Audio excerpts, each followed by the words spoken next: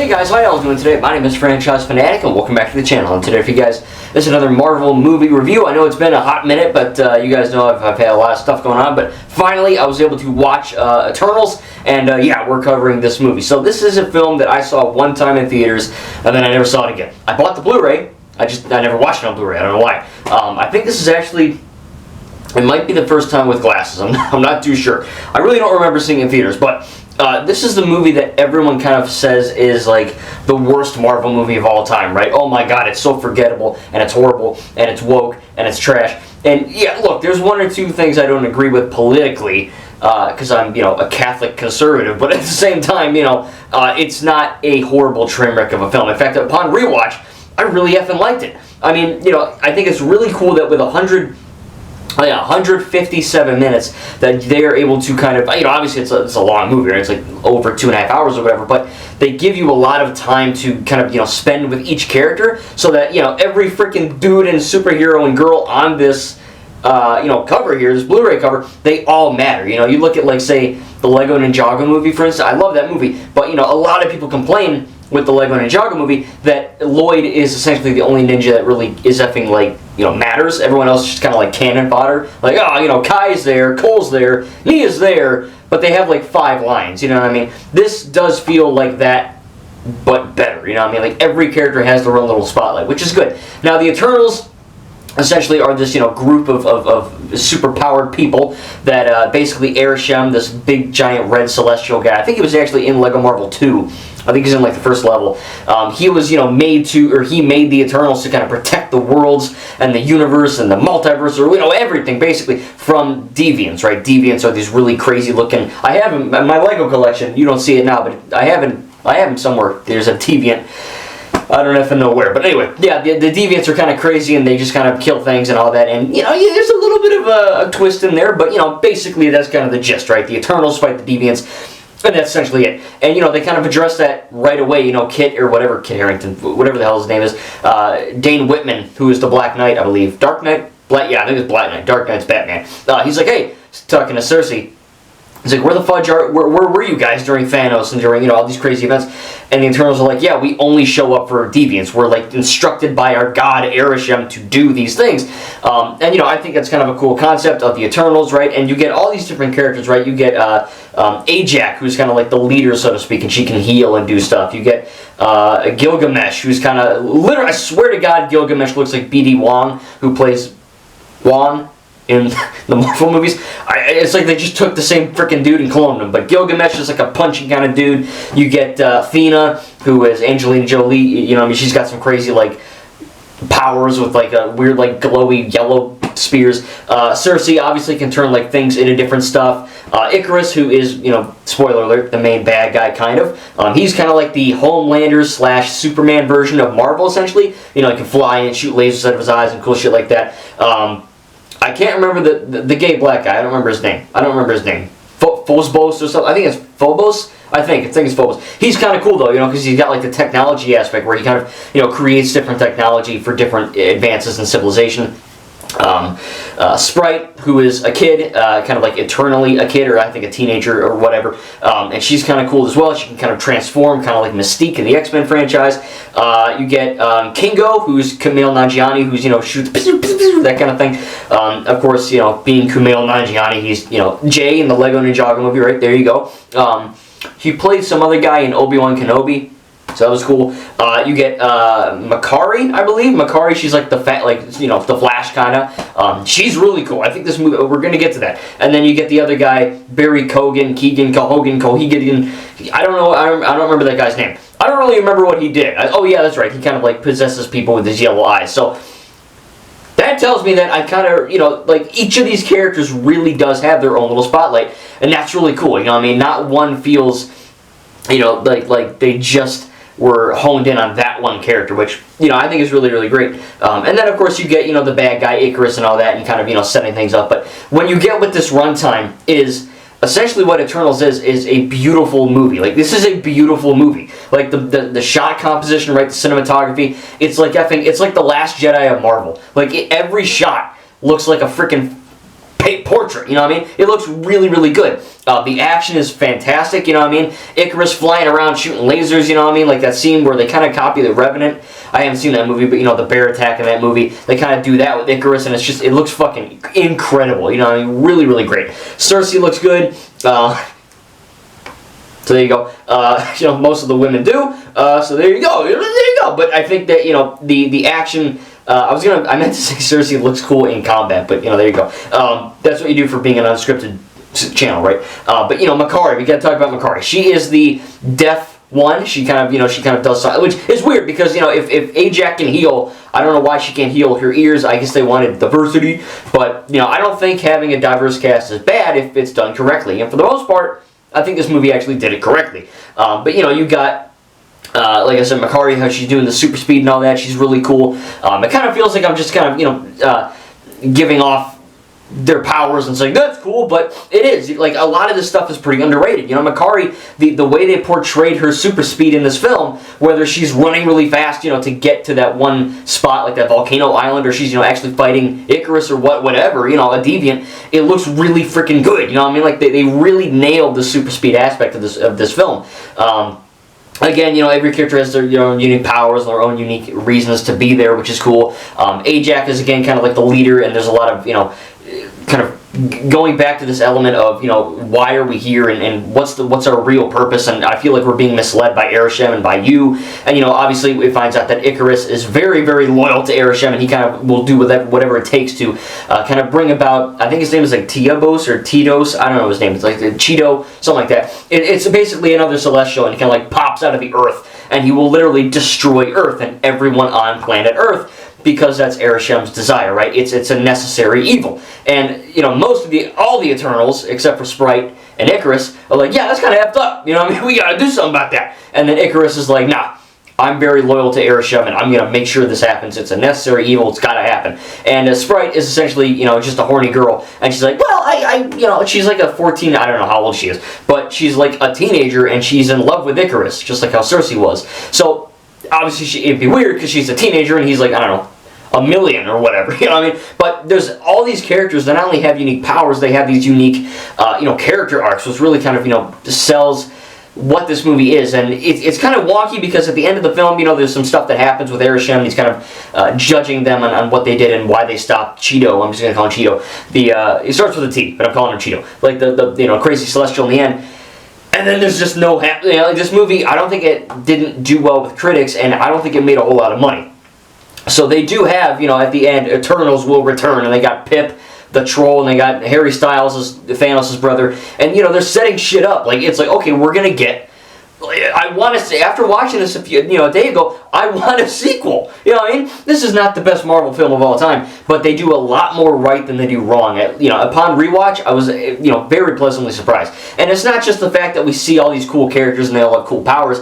Like I said, they all have a unique reason to be there within the story, and that's really cool, right? Different characters kind of fight with each other, and you know, obviously, there's different relationships that happen and all that. And a lot of it is kind of like Ninjago Season 4 Tournament of Elements, right? Where like Lloyd kind of goes to, you know, kind of rekindle the ninja spirit, so to speak, before they go fight Chen. It's kind of like that, you know, like they kind of go, or I guess like Anchorman 2, you know, they kind of go to different places and kind of recruit the other Eternals and see what they're doing. We have Mad Weary, which is like a weird, like, effing disease that Athena gets because of all her memories and all that. So there's a lot of lore, and there's a lot of, you know, characters, there's a lot of different powers, and there's a lot to keep track of with this movie. But because it's nearly 160 minutes, you do get that sense of, okay, this is like a, if I were to sum this up, it's basically like an epic, or it's like a Greek epic. You know what I mean? It feels like that. Like, the way, like, I know it's kind of goofy, but like Athena, there's a scene where like she's in like mist, right? She's fighting this deviant, and she kind of does this weird like twirl where she kind of goes like this in the air.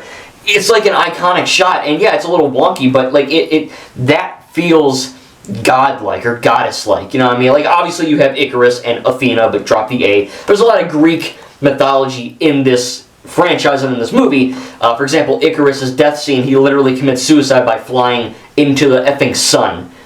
Icarus flew too close to the sun, clipped his wings. Like, there's a lot of, you know, there's a lot of like, holy shit moments in this movie, and the writing, I think, is really, really good for that. And again, you get really badass action scenes, but you know, beyond the action, again, this does feel like an epic, beautiful massive scale movie where it feels a little bit weird because again you don't see I don't think we're going to be seeing these characters again anytime soon because of how poorly it did. But again, like these shots and these action scenes and just the way that these characters are filmed and portrayed, they feel godlike in scope. This movie feels larger than life, and I think the director Chloe really kind of nailed that aspect of it. And again, in terms of negatives, maybe one or two jokes don't land, but I think most of it, this is a pretty, I'd say, pretty serious Marvel movie. You know what I mean? Like a lot of the older Marvel movies have this tendency sometimes of being too goofy at the wrong time and being too funny. Be like, oh, everyone's making a quip. You know what I mean? Everyone's got to make jokes now. Everyone. Like, it's kind of weird. Not everyone has to make a joke every 5 seconds. Now, that's not what happens. Okay, that's hyperbole. But at the same time, you get the sense that some of these Marvel movies, again, they go too jokey at the wrong time. And I think Eternals being a more serious movie really does lend itself to when there are funny moments, like Kingo, for example, with his Muslim camera guy. Like, he's funny, and it's not just because of the accent, like, no racist, but it's funny. But, like, it's just, like, I don't know, it's really, really endearing to see, like, this camera guy just running around, like, filming documentary style. All these characters have their own lives and their own backstories and their own reason to be there, and I think that kind of lends itself to the world that they're building. And, obviously we got to talk about the sex scene. It is a PG-13 movie, not for kids, but also not specifically for adults. It's teenager up. So yeah, I mean this was I remember big headlines saying, "Oh my God, Marvel's first sex scene." It's not really a sex scene. Again, I don't really know what. I'm not too versed in the female body yet. One day, but I'm assuming you don't just lay on top of each other like two Barbie dolls. Like I don't think that's how it works. I haven't tried it, but I don't think that's how it works. But it is a bit wonky. All joking aside, it is a little weird looking. Again, you can't show like actual fucking porn in a Marvel movie because that would be a little weird. But it is what it is. I don't really care. Like it's whatever. I guess same thing in Guardians 3 when they were like, oh my God, the first F word in Marvel. Wow, and it was like, okay, cool. Cool, then you move on with your day, whatever. We didn't see Cersei naked, kind of, but almost. But we do have, a lot of, I think the first sex scene in Marvel was actually in Iron Man 1. It was like a very, literally like an 8-second shot of like Tony just making out with a girl in bed, and then like they fall on the floor, and there's like some weird laughter. I don't know who the hell's laughing in that scene. I don't know if it's Jon Favreau. I don't know what's happening in that scene. I hate that scene. But yeah, it's just kind of weird. So yeah, again, I guess that was a big deal when this film was coming out, but it's short and whatever. But when it comes to the actual plot of the film, though, like I said, regarding Arishem and all these Celestials, it does feel, as I said, very grand in scope with this story they're trying to tell. Like there's really, like, even the scenes where like Ajax is like dying, and Icarus kind of pushes her on like the Alaskan, they're in Alaska and she like falls on the ice or the snow or whatever, and the deviants are attacking her. It just, for some reason, I don't know why. I genuinely don't know, but I imagine this scene is like ingrained in my effing brain, and for some reason I imagine Ajax with a cowboy hat on. I have no idea why.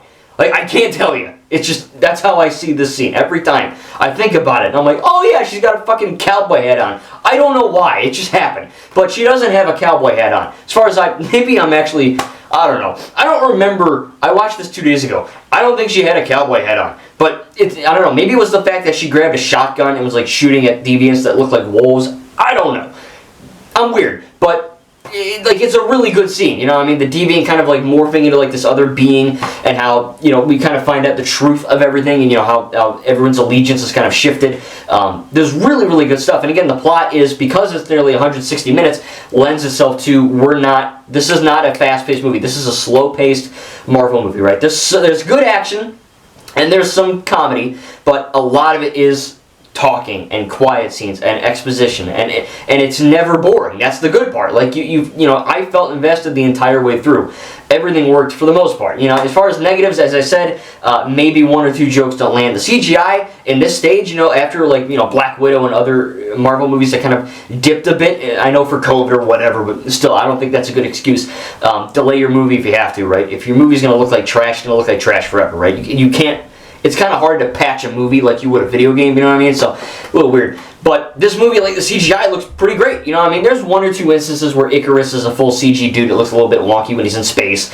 I don't know, Makari's running really fast. You can tell it's a CGI person. It's not horrible. It is a little bit noticeable just because, again, our eyes, like our human eyes, believe it or not, we're trained on the millions and millions of whatever years that we've been on Earth. So, you know, we can subconsciously tell when a human is not a human. Even if it's darn near photoreal, my senses were going, my spidey sense, my Brendan tingle, my franchise tingle was going crazy. And I was like, oh, you know, that's not a human. But again, it's not horrible. You know, it's not like the worst CGI ever. We've seen worse CGI in Marvel before, and we're gonna see it after too. But yeah, I mean, like I said, I remember this movie being called really woke and kind of diverse. Obviously, it is a diverse cast, right? You got Asians and Muslims and Americans and a black guy. You know, you got like a bunch of, you know, a white guy or an Irish white guy. You got a bunch of different things. And, you know, again, having a diverse cast isn't bad.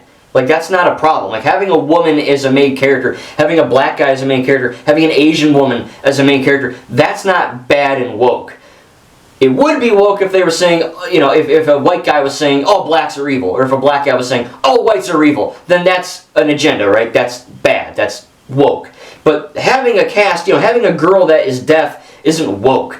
Deaf people effing exist. I don't know how that's like, you know what I mean? But, like, I think they're real. Like, I haven't met one, but they're real, you know? And obviously the whole big point of contention besides that was the gay kiss. Again, as you guys know, I'm a straight, white, I'm basically the enemy of the world right now, for some people. But yeah, as a straight Christian, Catholic, conservative, all the C's and the one S, obviously that's not a negative. Like, I'm not going to take a point off for being weird. It is cringy because, again, I don't particularly believe in that. The Bible says that's bad and wrong.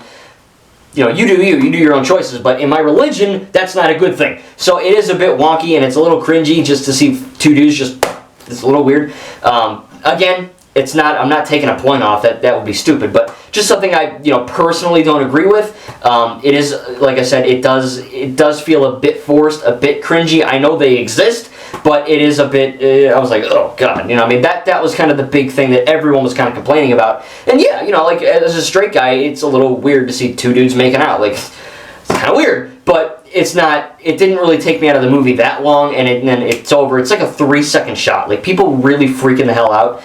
Like, yeah, I don't agree with those choices, but, like, I'm not going to throw a fit online, you know what I mean? Like, it's, I don't know. Some people take that out of context, and they kind of make it a bigger deal than what it is. Again, I don't want to say it's, like, woke, because the what's his name? Phostos or whatever? The guy who's in the Monsterverse. He, and I think he's in Joker too, he's a good character. Like, you know, there's some good moments where he's not just a technology creating guy, but that scene where, like, you know, Hiroshima gets bombed and he's kind of crying because he's like, hey, I used my powers to advance this civilization and gave them these ideas, and they used my ideas and created weapons and killed each other. Like, that's good storytelling, right? That's a good consequence for this character to have with these powers, right? Like, that's cool. So I don't really want to, you know, so when something's woke, it's just a message to be shoved down your throat purely for the sake of being a message.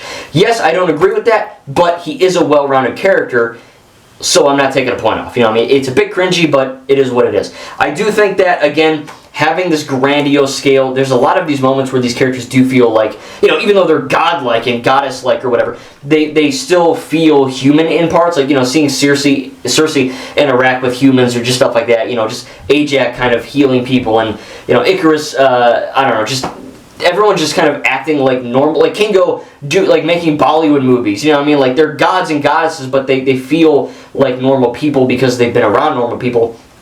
Almost dropped the Blu-ray. I think it's really, really cool that they kind of portrayed them like that. And again, the deviants are really menacing. I love the story, a lot of twists and turns, beautiful shots, really great action, good writing for the most part, you know, good jokes. I think the jokes landed for the most part. I love when, who was it? I think Sprite turned Gilgamesh, like when they were eating, they're like into like a baby costume. That was genuinely hilarious. I literally laughed out loud at that. Most Marvel movie scenes, you know, when they're kind of trying to be funny, I either chuckle or exhale out of my nose. You know, I'm not going to do it, but, you know, imagine that. But that one got a laugh out of me, so I think that's kind of cool. But I think, you know, for the most part, the movie does hold up. You know, this is only my second time watching this movie, and I genuinely don't think it deserved like a 50%, and basically no one's seeing it, and, you know, never going to get a sequel, because they tease, you know, Eternals will return, and it literally ends on a cliffhanger of Cersei and, you know, all the remaining Eternals kind of getting judged by Arishem for betraying his word and killing Cheeto.